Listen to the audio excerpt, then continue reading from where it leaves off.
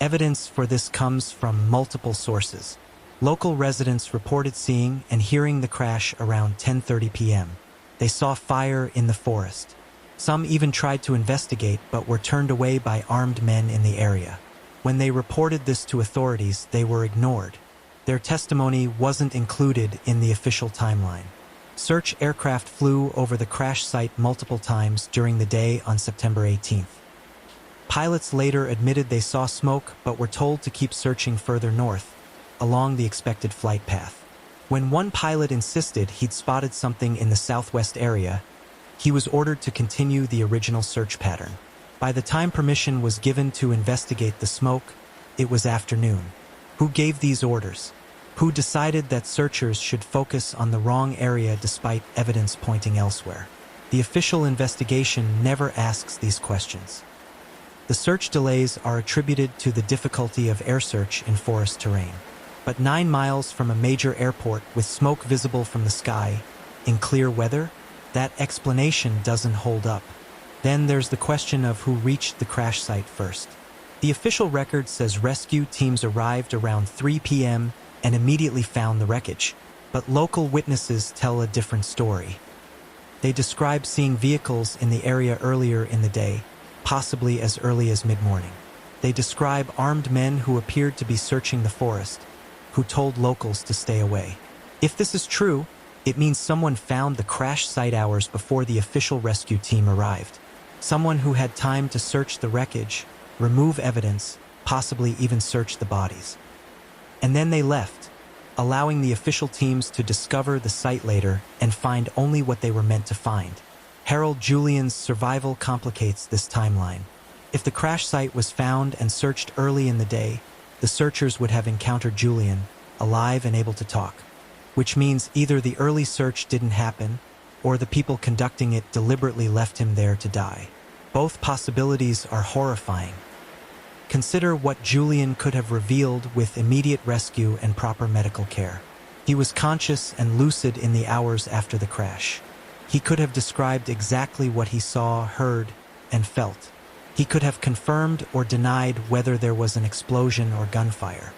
He could have provided details about the flight's final moments that would have made the truth impossible to hide. Instead, he was left in the wreckage while search teams looked elsewhere. By the time he reached a hospital, his injuries were so severe that death was inevitable.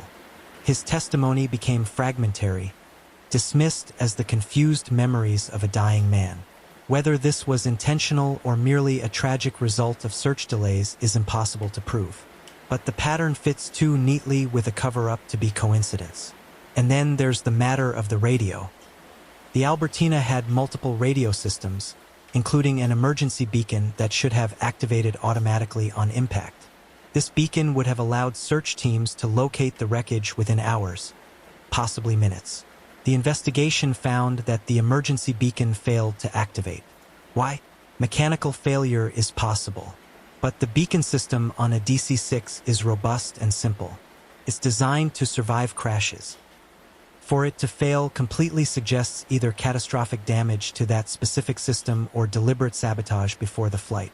Neither possibility appears in the official investigation. What we're left with is a search operation that failed in ways that benefited anyone who wanted the truth about the crash suppressed. Witnesses were ignored. Evidence was left undiscovered for hours. The one survivor was allowed to die without proper documentation of his testimony. And all of this happened while the world waited to learn the fate of the UN Secretary General. By the time the truth about the delays emerged years later, it was too late. The people who made the decisions were retired or dead. The records were incomplete or classified, and any attempt to investigate the search operation ran into the same wall of secrecy that surrounded every other aspect of the crash. But the 15-hour delay remains one of the most suspicious elements of the entire case. Because it served a purpose. It gave time for evidence to be removed. It allowed witnesses to die. And it ensured that by the time official investigators arrived, the scene was exactly as someone wanted it to be. The missing briefcase, the ignored witnesses, the delayed search, each piece of evidence points to a cover-up. But these were tactical measures, actions taken at the crash site and in the immediate aftermath. The real conspiracy, the one that made Hammarskjöld's death possible, operated at a much higher level, and its fingerprints lead directly to London. Britain had more reasons to want Hammarskjöld dead than any other Western power. The UK's entire post-colonial strategy in Africa depended on maintaining influence through puppet regimes and mining contracts. Hammarskjöld's vision of genuine African independence threatened that model. And in Katanga specifically, British mining interests stood to lose enormous sums if the province was forced to rejoin the Congo. But Britain also had something else: the intelligence infrastructure to make an assassination look like an accident. MI6 operated extensively in Central and Southern Africa. They had assets in Rhodesian security services. They had contacts with mercenary groups. And they had a track record of eliminating people who threatened British interests. The evidence of British involvement starts with Daphne Park. In 1992, she was a retired MI6 officer living in Oxford. During a casual conversation with a colleague, she made a startling admission. She said the British government might have played a role in Hammarskjöld's death. When pressed for details, she said the UN Secretary-General had become a problem for British interests in the Congo. This wasn't a definitive confession. Park was careful with her words. But she was also a professional intelligence officer who understood the implications of what she was saying. She wouldn't have mentioned British involvement unless she knew it to be true. The question is, how much did she know? Park served in the Congo during the period leading up to Hammarskjöld's death. Her official role was monitoring political developments for the Foreign Office. Her actual role, according to declassified documents, involved liaising with anti-communist forces and gathering intelligence on UN operations. She would have been in a position to know about any British plots against Hammarskjöld. But Park died in 2010 before providing any additional details. Her memoirs, published posthumously, make no mention of the Hammarskjöld case. And MI6 has refused to release any files related to her work in the Congo during this period. The official position is that such files either don't exist or remain classified for reasons of national security. The British cover-up goes beyond just hiding documents. In the 1980s, during a routine archive review, MI6 destroyed entire file series related to operations in Central Africa during the early 1960s. The official explanation was records management, old files being purged to make space. The timing was convenient. The files were destroyed just before new Freedom of Information laws would have eventually required their release. What was in those files? We'll never know, but we can make educated guesses based on what has survived. Declassified Foreign Office documents from 1961 show British officials discussing Hammarskjöld in hostile terms. They describe him as increasingly troublesome and naive about communist infiltration. One memo suggests that his removal from office would benefit British interests. These documents don't explicitly call for assassination, but they establish motive and intent. British officials wanted Hammarskjöld gone.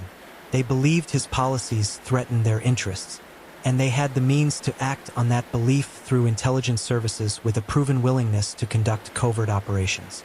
Then there's the question of Rhodesian involvement. Northern Rhodesia in 1961 was still a British protectorate. Its security services answered to London. Its air traffic control system was staffed by British-trained personnel. If the crash was indeed sabotage, and if the subsequent search delays were deliberate, British intelligence would have had to coordinate with Rhodesian authorities. Evidence suggests this coordination occurred. Multiple witnesses describe seeing British security officials at the crash site before the official rescue teams arrived. Rhodesian air traffic control recordings from the night of the crash have never been released, despite multiple requests. And the Rhodesian investigation, which concluded pilot error despite contradictory evidence, was overseen by a judge with close ties to British colonial administration. The pattern suggests a conspiracy that operated across multiple levels. At the tactical level, mercenary pilots conducted the actual attack. At the operational level, Rhodesian security services managed the crash site and investigation. At the strategic level, British intelligence coordinated the overall operation and ensured the cover-up held. This is speculation, built on circumstantial evidence and the statements of people like Daphne Park. But it's speculation that fits the facts better than any alternative explanation. Because the alternative, that this was all a tragic accident, that the investigation failures were mere incompetence, that the missing evidence is coincidence, requires believing in an impossible series of coincidences. The British conspiracy theory also explains something that simple accident or mercenary action cannot: the sustained, decades-long cover-up. Individual mercenaries might kill for money and then keep quiet out of self-preservation. But the systematic suppression of evidence across multiple governments for 60-plus years requires institutional support. It requires intelligence agencies continuing to classify files. It requires governments refusing to cooperate with UN investigations. It requires a shared commitment to ensuring the truth never emerges. Britain had the motive, the means, and the ongoing institutional interest in keeping this secret. Because if it comes out that MI6 assassinated a UN Secretary General, the diplomatic consequences would be catastrophic. Not just historically, but for Britain's current role in international institutions. It would be a scandal that would undermine British credibility for generations. So the files stay classified. The witnesses who knew the truth have mostly died. And the British government continues to deny any involvement while refusing to release the documents that might prove or disprove the allegation. But they made one mistake. They didn't count on Daphne Park's moment of candor. That single admission, "We might have played a role," is enough to keep the investigation alive, because it confirms what researchers have suspected all along. This wasn't just about Katanga or mining companies or mercenary pilots. This conspiracy reached the highest levels of British intelligence. And if London was involved, who else knew? Who else participated? The trail doesn't end in Britain. It leads across the Atlantic to Washington and to the most powerful intelligence agency in the world. The CIA didn't trust Dag Hammarskjöld. Internal memos from the late 1950s and early 1960s paint a picture of an agency increasingly concerned about the UN Secretary General's independence. He wasn't anti-American exactly, but he wasn't reliably pro-American either. And in the zero-sum logic of Cold War intelligence, that made him a potential threat. The concern centered on Hammarskjöld's willingness to work with non-aligned nations and his refusal to automatically support Western positions. When he negotiated with China to free American POWs, the CIA worried he was being manipulated by communist intelligence. When he created UN peacekeeping forces, they feared these troops could be used against American allies. And when he committed the UN to reunifying the Congo, they saw him interfering with strategic mineral resources critical to Western defense. A declassified CIA assessment from August 1961, just weeks before Hammarskjöld's death, describes him as idealistic to the point of being dangerous. The document discusses his plans for the Congo and concludes that his success would have negative implications for Western interests in the region. This is bureaucratic language for, "We have a problem that needs solving." How far was the CIA willing to go to solve that problem? This is where the evidence becomes both more substantial and more heavily redacted. The CIA released a partial file on Hammarskjöld in 2014. Large sections are blacked out, but the readable portions confirm that the agency was tracking his movements in the days before his death. They knew about the Ndola flight before it happened. They were monitoring the situation in real time. What they won't release is what they did with that information. Did the CIA share intelligence about the flight with anyone who might have acted on it? Did they have advanced knowledge of a plot against Hammarskjöld?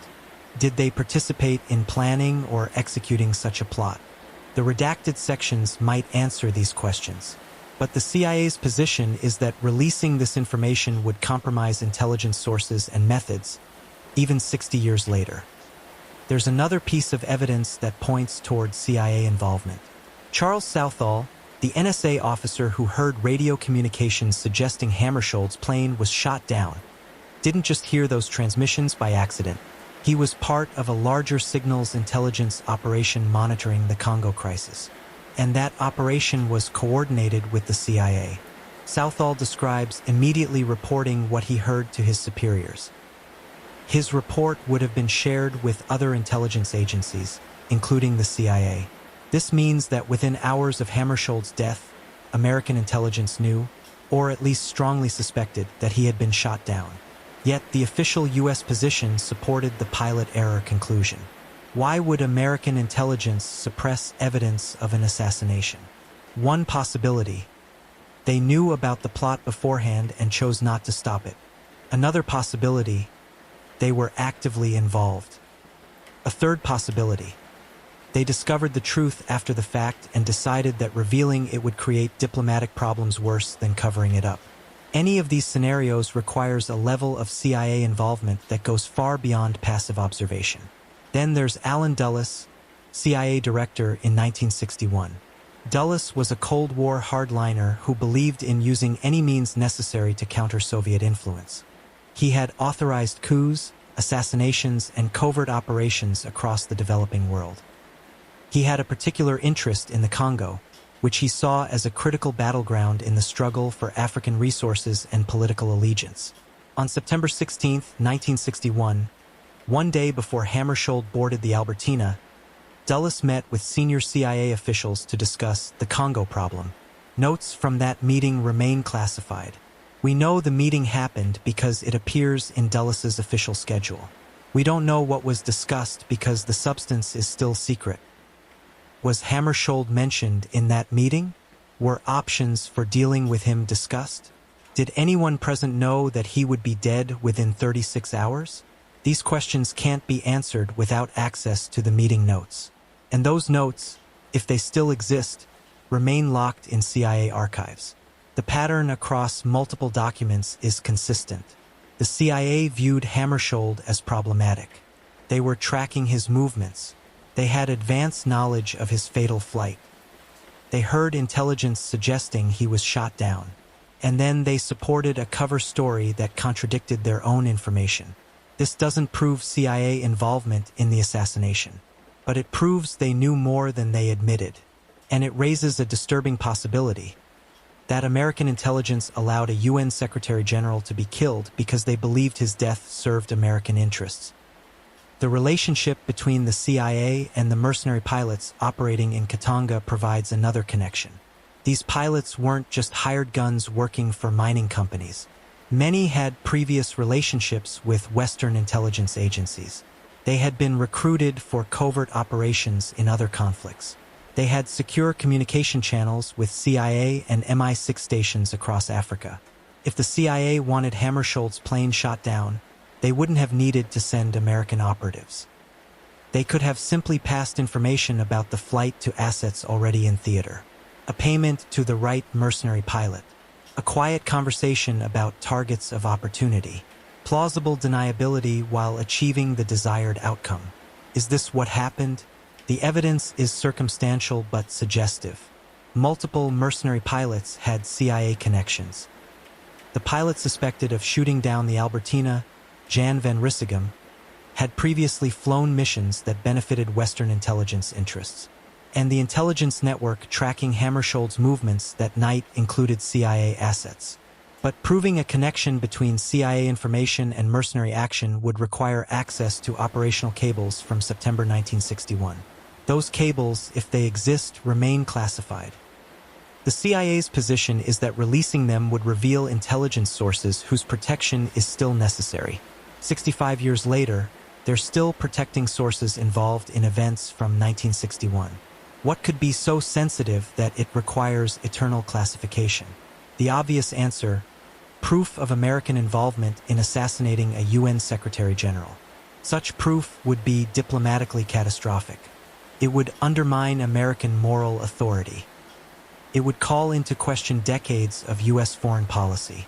It would be, quite literally, a secret that could never be revealed. So the CIA continues to hide behind national security classifications. They release documents with all the important parts blacked out. They refuse to confirm or deny Southall's account of the radio intercepts. They maintain that their interest in Hammarskjöld was purely observational, that they had no involvement in his death. But they won't release the files that might prove their innocence. And in the absence of those files, the circumstantial evidence continues to accumulate. Motive, means, opportunity, and a sustained cover-up spanning generations. The CIA had all of them. The question is whether having them is the same as using them. And that's a question only the classified files can answer. Picture Stockholm in 1932. Cobblestone streets wet from spring rain. Gothic architecture casting shadows across neighborhoods where gas lamps still flickered at night. A city caught between the old world and the new, where folklore and modernity walked hand in hand through the same dark alleys. It was a time when people still whispered about vampires, not as fiction, not as entertainment, but as something that might actually exist in the shadows between what science could explain and what the human heart feared. April 30th, 1932, Walpurgis Night, the Swedish celebration of spring, but also an ancient night steeped in folklore about witches and dark magic. A night when tradition said the boundary between the natural and supernatural grew thin. On that night, in a small apartment in Stockholm's Atlas district, something happened that would give credence to the oldest superstitions. Something so bizarre, so grotesque, so utterly inexplicable that even now, more than 90 years later, nobody can fully explain it. A woman would be murdered, but not just murdered, drained, consumed, left in a state that would cause hardened police detectives to wonder if perhaps the old stories were true after all. Her name was Lili Lindström. She was 32 years old, and what happened to her would become Sweden's most haunting unsolved murder. The case that would come to be known as the Atlas Vampire. Here's where I need to stop and ask, where are you right now? What city are you in? What time of day or night is it as you listen to this? Because this story I'm about to tell you happened during a specific time, late evening turning into early morning on Walpurgis Night, 1932. And there's something about knowing when and where you're hearing it that connects us across time. Drop your location and the time in the comments. Subscribe to this channel if you love mysteries that have never been solved. Like this video, share it with someone who appreciates Gothic true crime. Turn on notifications because this is a story you won't want to miss a single chapter of. Now let me take you back to Stockholm, to the Atlas district, to an apartment building where two women lived, both working in the world's oldest profession, both looking out for each other in a city that could be dangerous for women like them. One of them would die horribly, the other would be the last person to see her alive. And between them, on that Walpurgis night, a mystery was born that would never be solved. The Atlas district of Stockholm in 1932 was not a wealthy neighborhood. It was part of Väsastan, an area that had once been industrial but was transforming into a residential quarter. The buildings were neo-Renaissance style, beautiful in their architecture but modest in their accommodations. The apartments were small, dark, cramped. Most had no running water in the units themselves. Residents shared communal bathrooms down hallways. Privacy was a luxury few could afford, but it was exactly this kind of neighborhood, working class, transient, where people minded their own business, that made it perfect for women like Lili Lindström and her friend Minnie Jansen. Both women were sex workers, but not the kind who walked the streets. They were what, in 1932, was called call girls. They worked from their apartments. Their clients contacted them, usually through intermediaries or word of mouth, and came to them. It was safer than street work, more discreet, more controlled. Lili lived at Sankt Eriksplan 11, a building that still stands today. Her apartment was on an upper floor, small, one room that served as bedroom, living space, and place of business. But Lili had something special, something that made her stand out from other sex workers in Stockholm at that time. She had a telephone. In 1932, having a private telephone was rare. Most people didn't have them. They used public phones or had messages delivered. For a sex worker to have a personal telephone line in her apartment was almost unheard of. This told you something about Lili. She was successful. She had regular clients. Clients who could afford to pay well enough that she could afford luxuries like a phone line. Minnie Jansen lived in the same building, one floor below Lili. They were friends. More than friends, they were each other's safety system. Because no matter how controlled and safe their work seemed compared to street walking, it was still dangerous. They were still inviting strange men into their private spaces. Men who could be anyone. Men who might want to hurt them. So Lily and Minnie had developed a system. When one of them had a client, the other would check in. A knock on the door. A borrowed item, usually a condom, which served the dual purpose of actually being needed and providing a legitimate excuse to interrupt. It was Minnie Jansen, who was downstairs in her own apartment, heard nothing unusual. No screaming, no sounds of struggle, no indication that anything was wrong. Shortly after the phone call, there was a knock on Minnie's door. It was Lily. "Can I borrow a condom?" she asked. This was their signal. Everything was fine. Lily had a client. She was letting Minnie know she was working. Minnie gave her a condom and Lily went back upstairs.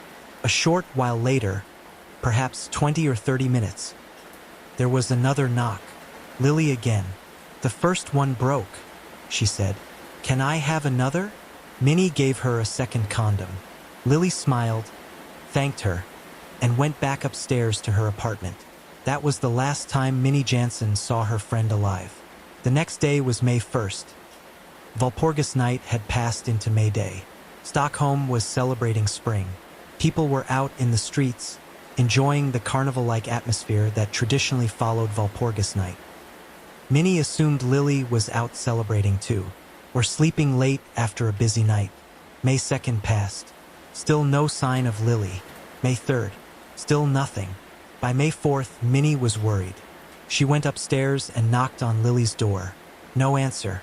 She knocked louder. Still nothing. She called Lily's phone number. It rang and rang. Nobody picked up. Minnie tried the door handle. Locked. She pressed her ear to the door and listened. Nothing. Just silence. But there was something else. A smell. Faint but unmistakable. The smell of decay. Minnie Jansen knew what that smell meant. She ran to the police station. The Stockholm police who responded to Minnie Jansen's report didn't take it seriously at first. A missing prostitute? She'd probably just gone away for a few days. Maybe found a rich client who'd taken her somewhere nice. Maybe decided to leave the profession and moved to another city. But Minnie was insistent. Something was wrong. She could smell it. Literally. Finally, the officers agreed to check.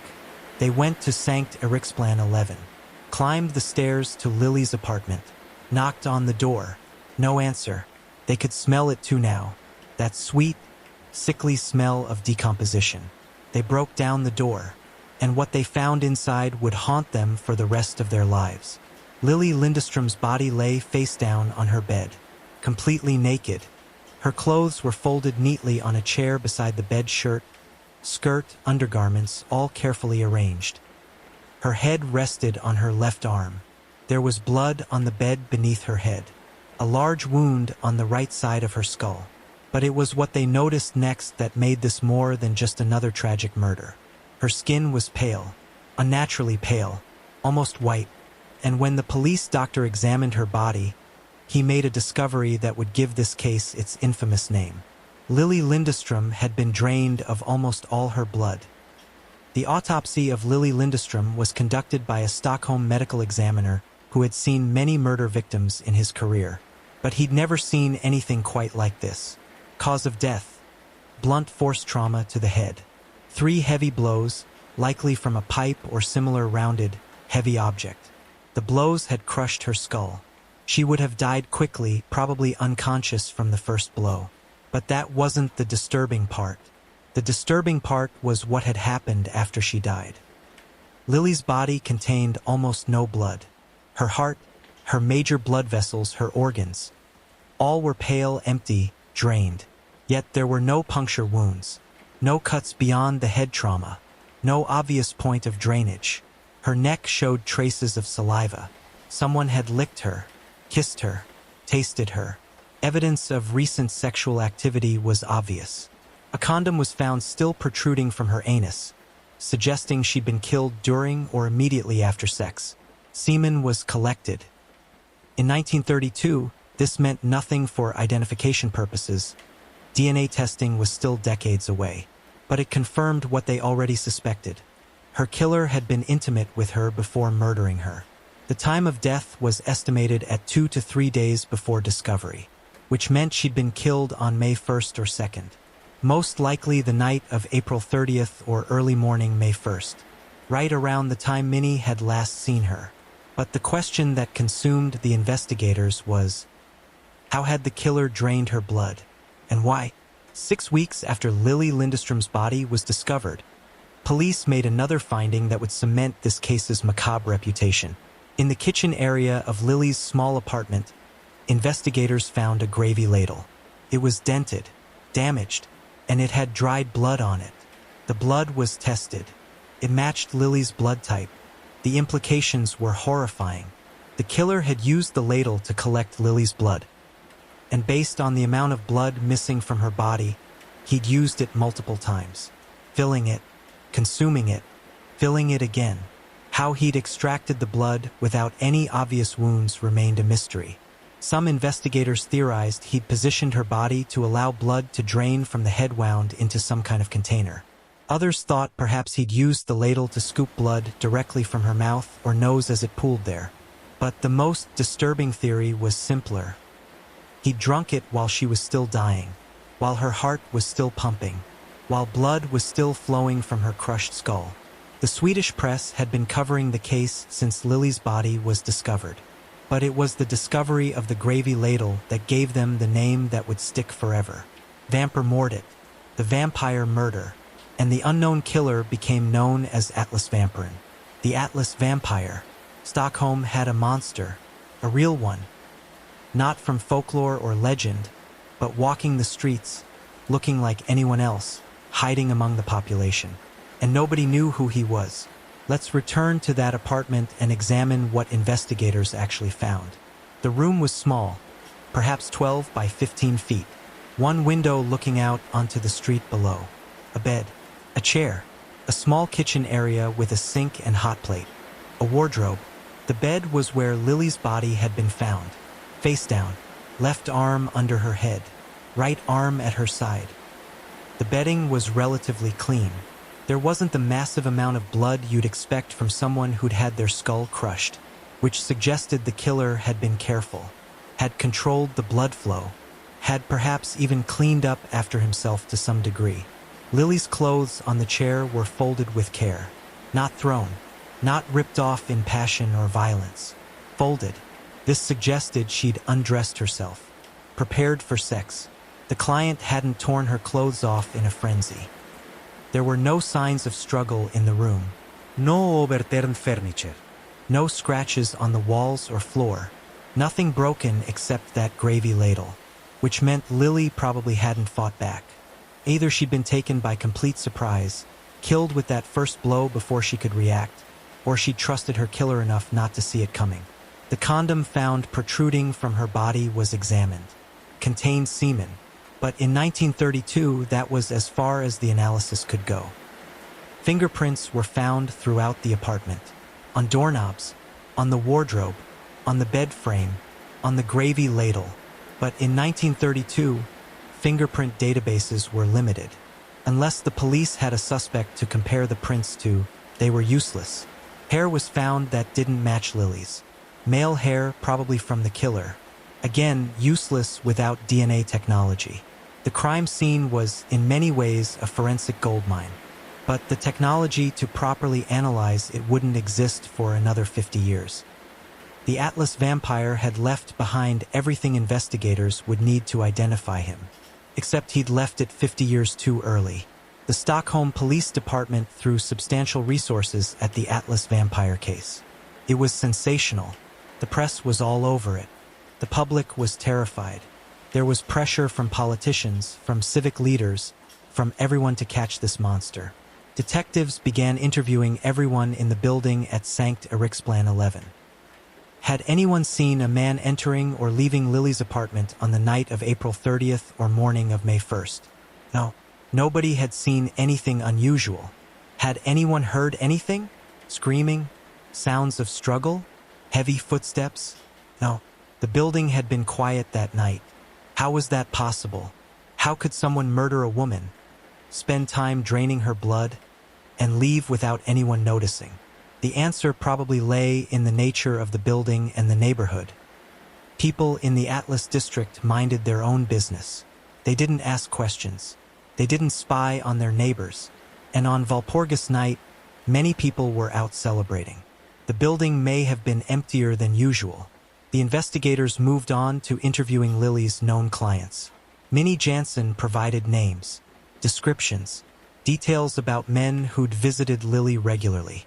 Each one was tracked down, interviewed, their whereabouts on April 30th verified.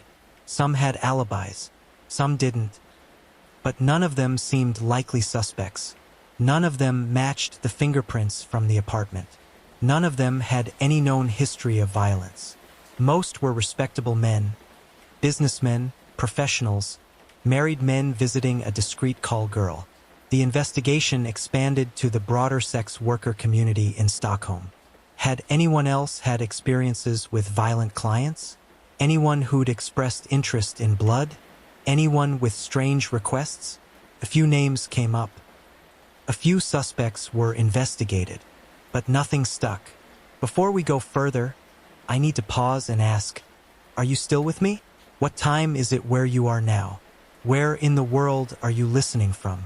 Drop it in the comments. And if you haven't already, subscribe to this channel. Like this video, share it, turn on notifications, because what comes next is where the case gets even stranger, where the theories start ranging from the plausible to the absolutely bizarre. Over the course of the investigation, Stockholm police interviewed dozens of potential suspects. Some were Lily's regular clients, businessmen, lawyers, a doctor, even a police officer who'd been known to visit her occasionally. Each was questioned. Each provided an alibi or explanation. Each was eventually cleared, but there were a few who remained under suspicion longer than others. Suspect number 1, the married businessman. A wealthy businessman who'd been seeing Lily regularly for over a year. He had a wife and children, a respectable position in Stockholm society. He admitted to being one of Lily's clients, but he claimed he hadn't seen her in over a week before her death. His wife confirmed he'd been home the night of April 30th. But wives lie for husbands, especially when the alternative is social ruin. Police investigated him thoroughly, searched his home, found nothing. He was eventually cleared, but some investigators never fully believed his alibi. Suspect number 2, the sailor. A merchant sailor who'd been in port in Stockholm during late April and early May. He matched the description of a man seen in the Atlas district around the time of the murder. Dark hair, medium build, foreign accent. He had no alibi for the night of April 30th. Claimed he'd been walking around the city alone, but his ship's manifest showed he'd been scheduled to sail on May 2nd. Why would he kill someone right before leaving the country? And his fingerprints didn't match those found in Lily's apartment. He was cleared. Suspect number 3, the medical student. A young medical student who'd been known to frequent the Atlas district looking for prostitutes. He had knowledge of anatomy, access to medical instruments, an interest in blood and bodies. Several sex workers reported he'd made uncomfortable requests, asked if he could draw their blood, offered to pay extra for unusual experiences. Police brought him in for questioning. He admitted to being in the Atlas district on April 30th, but he claimed he'd been with a different prostitute that night. Not Lily. The other prostitute confirmed his story. His fingerprints didn't match those from the crime scene. He was cleared, but he remained under surveillance for months afterward. None of these suspects panned out, and as summer turned to fall in 1932, the investigation began to lose momentum. As the official investigation stalled, theories about the Atlas vampire began to proliferate. Some were grounded in criminology and psychology. Others ventured into the supernatural. Theory number 1. A client she didn't know ***. Minnie Jansen had told police that Lily seemed confused by the phone call she received on April 30th, as if she didn't immediately recognize the caller's voice. This suggested the killer might have been a new client, someone Lily hadn't met before.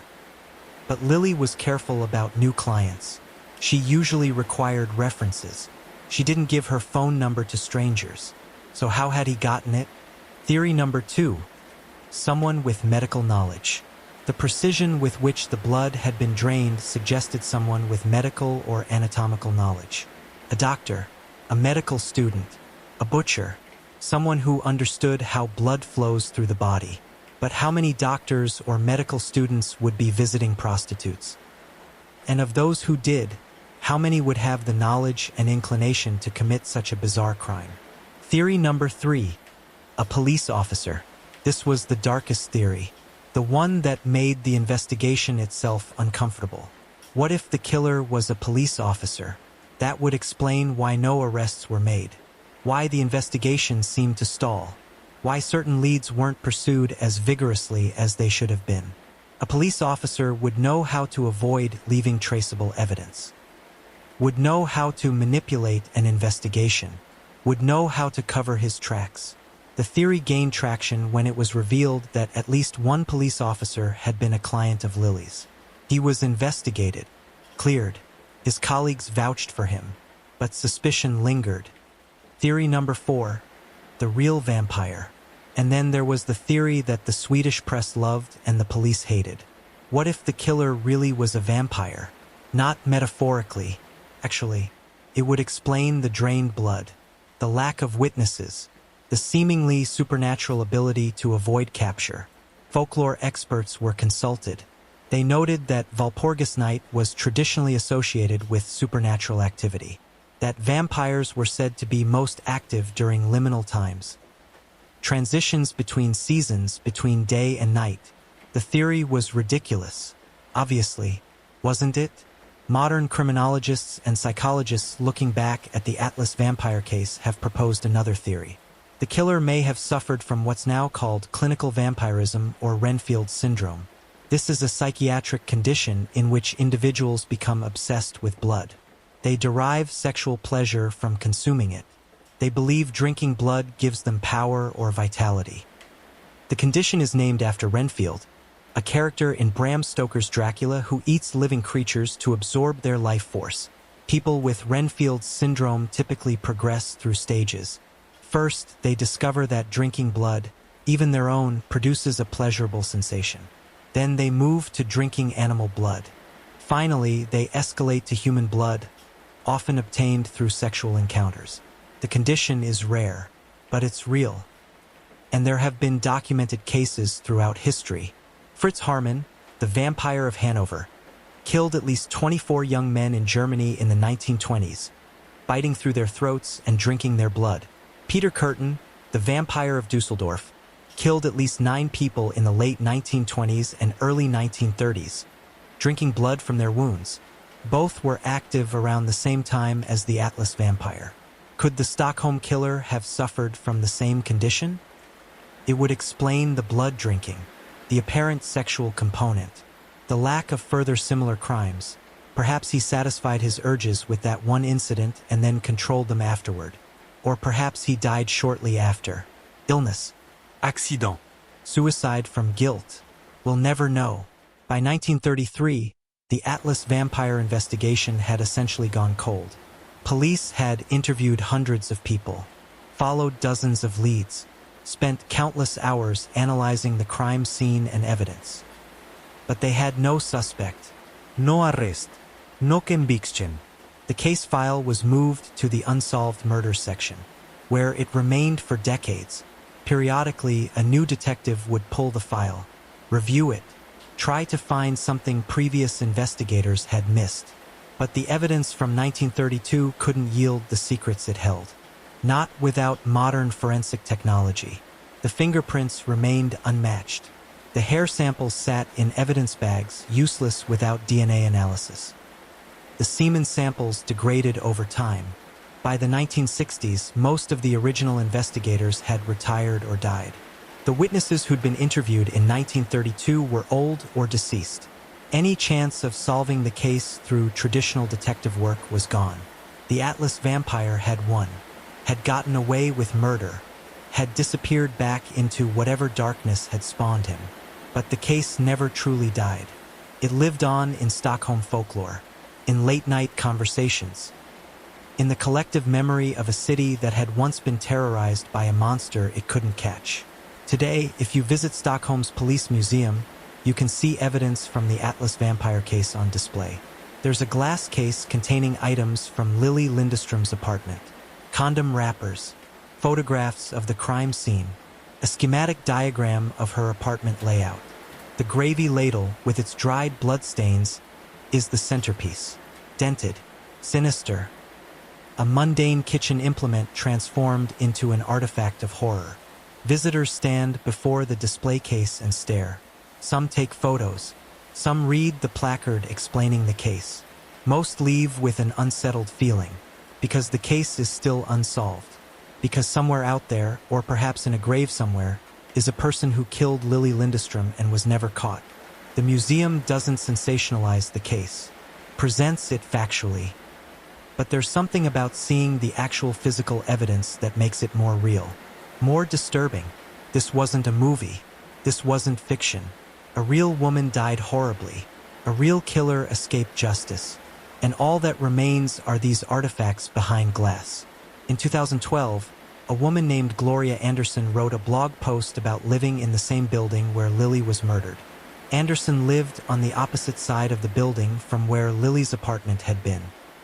But she said she always felt uncomfortable in the wing where the murder occurred. Not because she believed in ghosts. She didn't.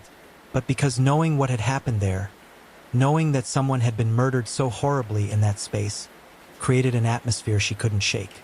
History has weight. Tragedy leaves traces. Even 90 years later, in 2021, advanced forensic DNA technology was used to identify victims and solve cold cases that had been unsolved for decades. The Golden State Killer was caught using familial DNA matching. Murder victims from the 1970s were finally identified using genetic genealogy. Could the same technology solve the Atlas vampire case? Theoretically, yes. The evidence still exists. It's preserved in the Stockholm Police Museum. The hair samples, the bodily fluids, the fingerprints.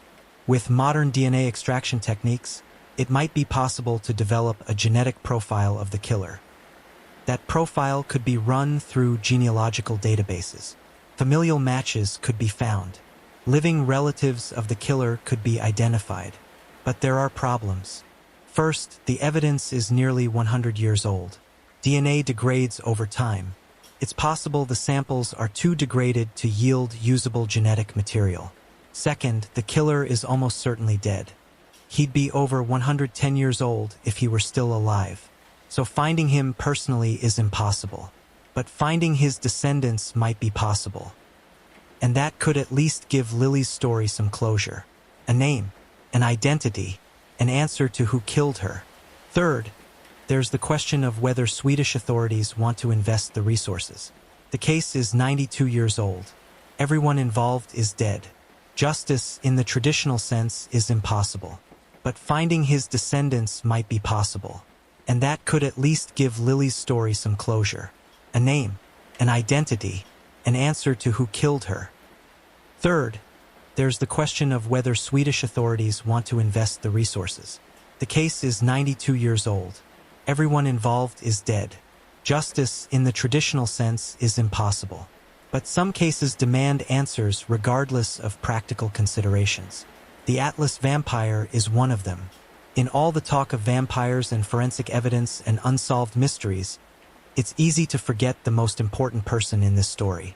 Lili Lindeström, a real woman, with a real life, real dreams, real struggles. We know she was 32 years old when she died. We know she'd been married once, divorced by the time of her death. We know she worked as a sex worker to support herself, that she was successful enough to afford her own apartment and a telephone line. We know she had friends. Minnie Jansen cared enough about her to notice when she disappeared, to go to the police, to insist something was wrong. We know clients liked her enough to become regulars, to trust her with their secrets, their desires, their vulnerabilities. She wasn't just a victim, she was a person. And she deserved better than to die face down on her bed with her skull crushed and her blood drained. She deserved better than to become a sensational headline. The vampire murder, a Gothic curiosity, a macabre tourist attraction in a police museum. She deserved justice, protection, safety. She deserved to live past 32. But someone took that from her. And whoever that person was, they escaped punishment. They got to live their life, maybe had a family, career, grew old, died naturally. White Lily's life ended in violence and horror on Walpurgis Night, 1932. After the Atlas vampire murder made headlines across Sweden, police in Stockholm braced for copycat crimes. It's a common pattern in sensational murder cases. Someone reads about a notorious crime and decides to emulate it. But no copycat crimes occurred. No other sex workers in Stockholm were found drained of blood. No other murders showed the same bizarre elements: the gravy ladle, the careful positioning of the body, the consumption of blood. This suggested several possibilities. Possibility number 1. The killer had been satisfied by the one murder. Perhaps he'd fantasized about killing and drinking blood for years, and once he'd finally done it, the reality didn't live up to the fantasy. The guilt was too great. The fear of being caught was too intense. So he stopped, never killed again. Possibility number 2. The killer died shortly after. Suicide. Accident. Natural causes. Something removed him from the equation before he could kill again. Possibility number 3. The killer left Stockholm. Perhaps he was a traveler, a sailor, someone just passing through. He committed the murder and then left the city, never to return. Possibility number 4. The killer was caught for a different crime. Perhaps he committed another crime, something unrelated to the Lily Lindström murder, and was imprisoned or executed. So he was prevented from killing again. Possibility number 5. The killer was more controlled than people thought. Perhaps this wasn't an impulsive crime. Perhaps he was capable of controlling his urges, of waiting months or years between killings. Perhaps there were other victims, in other cities, other countries, murders that were never connected to the Atlas vampire because they happened too far away or were attributed to different killers. We'll never know which possibility is correct. But the fact that there were no obvious copycat crimes or follow-up murders is one of the strangest aspects of this case.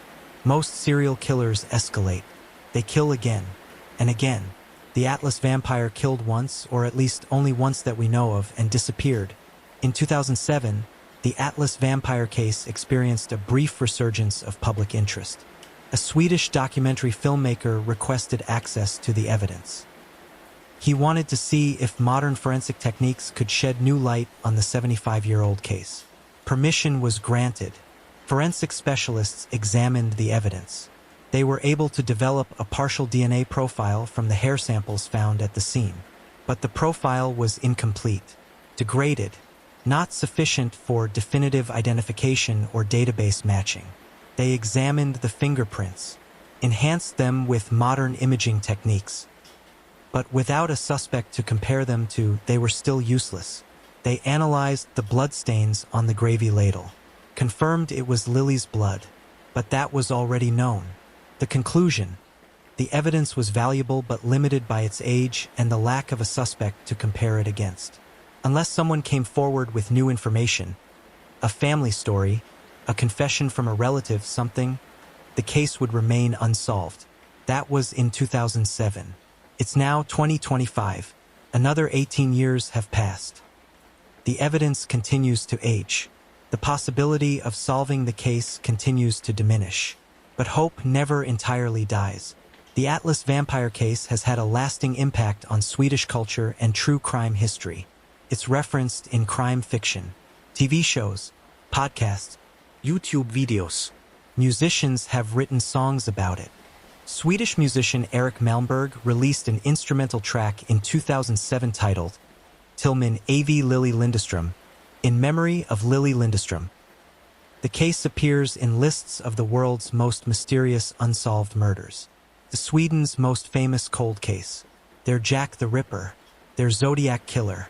But unlike Jack the Ripper or the Zodiac, who killed multiple people over extended periods, the Atlas vampire's infamy comes from a single, bizarre murder. That singularity is part of what makes it so haunting. One night, one victim, one inexplicable crime, and then nothing. Silence. As if the killer materialized, committed this grotesque act, and then dematerialized back into the void. The case has also influenced how Sweden handles cold cases. The preservation of evidence from the Atlas vampire murder. Keeping it displayed in the police museum rather than destroying it or filing it away in forgotten storage set a precedent. Other cold case evidence is now carefully maintained, with the hope that future technology might provide answers that current technology cannot. The Atlas vampire taught Swedish law enforcement an important lesson. Never give up on the unsolved, because you never know when a breakthrough might come. After more than 90 years, these questions remain. Who was the killer? A client Lily knew? A stranger who'd somehow obtained her phone number? Someone from the building? A random psychopath who happened to choose her? Why did he drain her blood? Sexual gratification? Mental illness? A genuine belief he needed blood to survive? A ritual or a cult practice? How did he drain her blood so thoroughly? The medical examiner said there were no significant puncture wounds beyond the head trauma. So how did he extract nearly all her blood? Why the gravy ladle? Was it premeditated? Did he bring it with him? Or was it improvised? Did he grab it from Lily's kitchen in the moment? Why did he never kill again? Or did he and we just don't know about it? Could the case ever be solved? With modern DNA technology, is there still a chance? Or has too much time passed? These questions have haunted investigators, journalists, and true crime enthusiasts for nearly a century. And unless new information comes to light, a deathbed confession, a family secret revealed, a breakthrough in forensic technology, they'll remain unanswered forever. Lily Lindström died on Valpurgis Night, 1932, in a small apartment in Stockholm's Atlas district. Her killer was never caught, never identified, never brought to justice, but her story has endured. Not because of the sensational elements, the blood drinking, the vampire mythology, the gothic horror of it all, but because it represents something fundamental about justice and closure. When someone is murdered and the killer escapes, it creates a wound in society that never fully heals. The family of the victim lives with unanswered questions forever. Friends wonder if they could have done something to prevent it. The community feels unsafe because they know a killer walked among them and was never caught. And the victim, in this case Lily, becomes frozen in time as the murder victim, rather than being remembered as the full person she was. Today, if you walk down Sankt Eriksplan in Stockholm, you can stand in front of number 11. The building still exists. It's been renovated multiple times since 1932, but the structure is the same. People live there now. They go about their daily lives. They don't think about what happened there 93 years ago, but the history is there, in the walls, in the floorboards, in the collective memory of a city that once trembled at the thought of a vampire walking its streets. The case file remains open. Officially, the Stockholm Police Department has never closed the Atlas vampire investigation. In theory, someone could still come forward with information. A family member could find letters or a diary from a grandfather or great-grandfather. A DNA match could be found. But realistically, the case will never be solved. The killer is long dead. Everyone who knew him is dead. The trail went cold 90 years ago. What remains is the story, the mystery, the haunting image of a young woman lying face down on her bed. Her life stolen, her blood drained, her killer vanished into the Stockholm night. In recent years, there's been a movement to remember victims of unsolved crimes not as mysteries but as people, to say their names, to acknowledge their lives beyond their deaths. So let's do that now. Lily Lindström. She was 32 years old. She was divorced. She worked as a sex worker to support herself. She had friends who cared about her. She had clients who trusted her. She had a life that mattered. She deserved better than what happened to her. She deserved justice that never came. And she deserves to be remembered, not as the Atlas vampire victim, but as Lily, a woman whose life was stolen on a spring night in Stockholm, a woman whose killer escaped, A woman whose story reminds us that some mysteries are never solved, and some injustices are never made right. If you've made it this far, if you've listened to this complete story, thank you. Thank you for caring about a woman who died almost a century ago. Thank you for keeping her memory alive by listening to her story. Subscribe to this channel if you haven't already. Like this video. Share it with someone who loves unsolved mysteries and true crime. Turn on notifications for more stories like this. And let me know in the comments. Where did you listen to this story from? What time is it where you are? And do you think the Atlas vampire case could ever be solved with modern forensic technology? The Atlas vampire remains one of the world's most haunting unsolved murders. A crime so bizarre, so inexplicable, that even after 93 years, it still captivates and disturbs us. Stockholm has moved on. The city has changed. The Atlas district has transformed. But somewhere in the city's archives, in police museums, in old newspapers and fading photographs, Lily Lindestrom's story remains, waiting, just like the case itself, still unsolved, still haunting, still reminding us that sometimes the monsters get away. May Lily Lindestrom rest in peace, and may her story never be forgotten. Until the next mystery.